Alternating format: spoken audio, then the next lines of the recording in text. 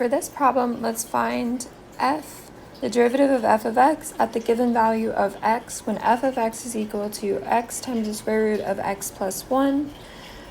Find f of 3. So looking at this problem, looks like we're going to have a product rule because we have two functions being multiplied by each other. We could call this function f and we can call this function g. So we have f times g, and if we're taking the derivative, is equal to the derivative of f times g plus f times the derivative of g. So we need the product rule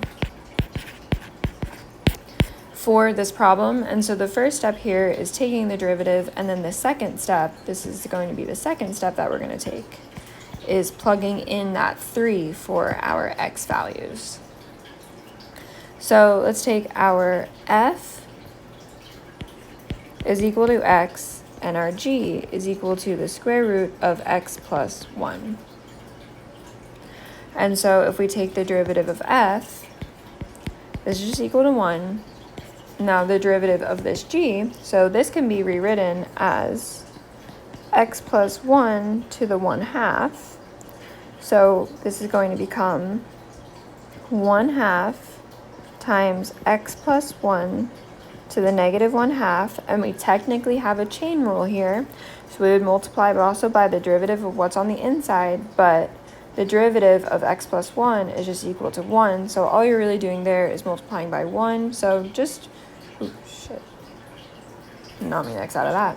So just remember that you do technically have a chain rule on the inside. If for some reason, say you had a 2 in front of this x, then this would have to be multiplied by 2. But since your derivative of x plus 1 is just 1, you're only multiplying by 1, so you can include it, but you don't have to.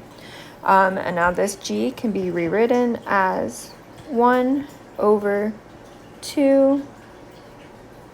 Let me take out this 2 on the inside here because that was just a hypothetical idea. 2 times the square root of x plus 1. So now let's plug this into our product rule.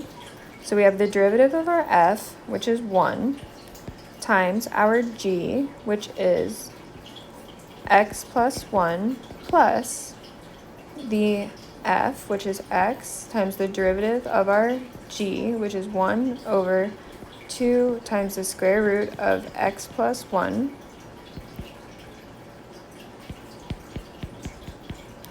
And so now if we simplify this, we get the square root of x plus 1 plus x over 2 times the square root of x plus 1. And so now we are taking f of 3. So let's plug in 3. So we get the square root of 3 plus 1 plus 3 divided by 2 times 3 plus 1. So this is equal to the square root of 4 plus 3 over 2 times the square root of 4, which is equal to 2. I'm going to go on to my next page just to save a little bit of room here.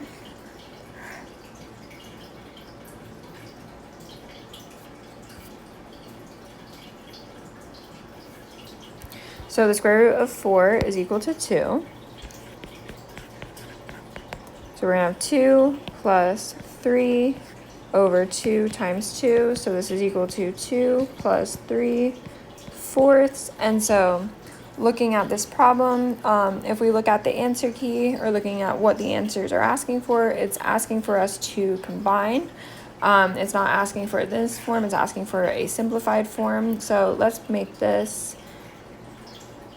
Let's multiply this by 4 over 4, so we can combine our 2 plus our 3/4. So we're going to get f of 3 is equal to 8/4 plus 3/4. So your answer for this should be 11 over 4.